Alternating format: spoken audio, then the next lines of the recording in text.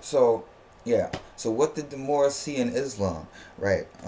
Before the now this is way before the 5%, way before the Nation of Islam, right?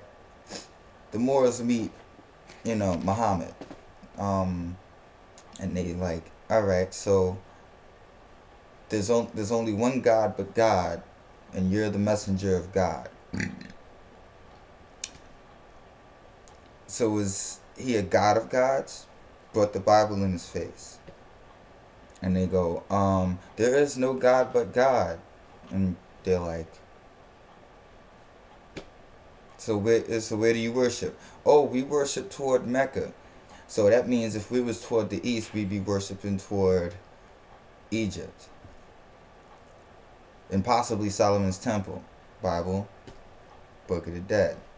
And they didn't even have the real Book of the Dead. They all had to remember this shit. You know what I mean?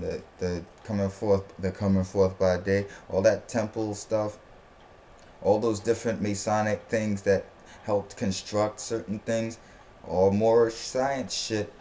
Um, Now, they and then they came with the Quran. They said, all right, we got to learn Arabic now. All right, let's learn some Arabic. Fuck it. They learned Arabic and they kind of fell for it. You know what I'm saying? And they ended up only speaking Arabic because that was the only way to read the Quran at that time. But they saw the different ways that it, like, if you read the story correctly, right? Ishmael is born from an Egyptian and Abraham. Ishmael still got blessed.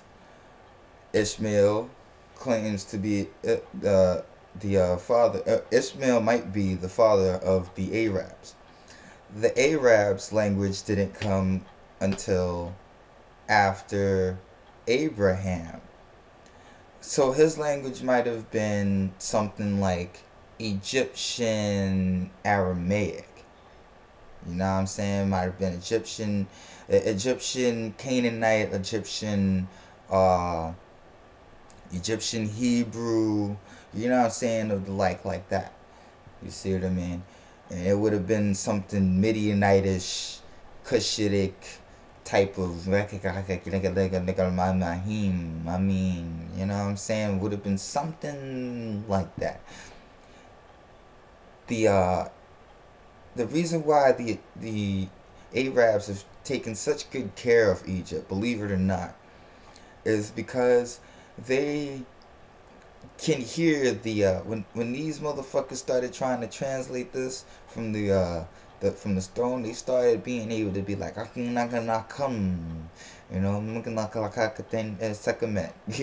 and shit. They couldn't fuck with her. But you know what I'm saying? Like the district, from what I hear about Kemet now, the district of Sekhmet is closed off. I'm sure that's probably Goshen. That's my guess. Don't hold me to that. You know what I'm saying? Then you have the Temple of Heru, or the Temple of Hathor. Why is it that one temple, the goddess of happiness and music and joy and fertility and beauty, she held the crown before Aset, you know what I'm saying? Aset is like the underdog to her. She's the next, complete next level. She was even before Aset in some texts. She was a daughter of Re, you know what I'm saying? So it's like, uh, um, that's one spot that's shut down. You know what I mean? Can't go in there. And whenever they refer to the cow in the Bible, they refer to her. But I'm going off the subject. Point is, they had that discussion. They saw all this stuff, and they're like, okay, we gonna work with this Islam thing. You know what I'm saying? And that's when the Turks came in. And when the Turks started coming in at first, we or the Moors, because it's all Africa. These are some dark skinned motherfuckers. You know what I'm saying? And cousins maybe. Might not be Moorish. You know what I mean? Hey, some people can accept that. Some people will tell me, man, you ain't from Kemet. You ain't no damn Moor. You ain't no Cushite. You ain't even African, motherfucker. I'm a black American. I'm sure of that. So I'm gonna work with that shit and keep it moving.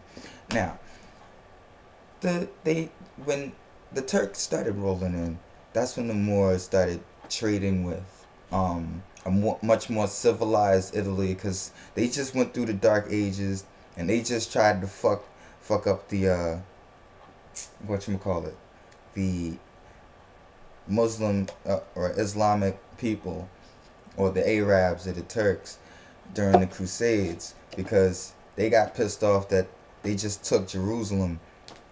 You know what I'm saying? That was the first time Jerusalem got conquered, and there was no more Greek, no more Jew, no nothing. Jews were just starting to come back there. They jacked it. You know what I mean? It was like, alright. The Pope was like, didn't we have Jerusalem like a little while ago, like the Byzantine Empire, right? Didn't he have that shit? And he just lost. The Byzantine just lost it, so they had to go in. And it was like, alright, fuck it, we got it. We can't just let these fucking guys get that shit. They ended up losing. And one of the reasons they lost is because of the Moorish science that they obtained from the people around Morocco and Carthage. And they changed it to Tunisia because, you know what, they got it. The Carthaginians still had a shitload of power, and they had to end up fighting. They had all these places that got changed, like Sudan. They didn't change Libya, so they was cool with them. But Tunisia, they had to stand their ground, especially Morocco. I mean, they ended up calling it Morocco because that's where the Moors ended up settling at that time. At that time, it's like the 1000-ish, 800-ish AD. And that's just a guess. They go into Spain, because that got a little bit more civilized also. They didn't really go in to civilize it, but they never really went to undo anything, so they was just chilling. But the Moors that was up there were usually Muslim. But they brought their Muslim friends with them. The guys with, they bring a bunch of those guys with them and shit, because they want to chill with the Moors, and they think that the Moors got things on smash. So, eventually the Crusades didn't work out, and with Italy, they kept the Moors for a second, but there was a bunch of Moors that moved to France. Then there was a bunch of Moors that tried to get into Germany, but that didn't work out well. Let's just be real. They couldn't go everywhere.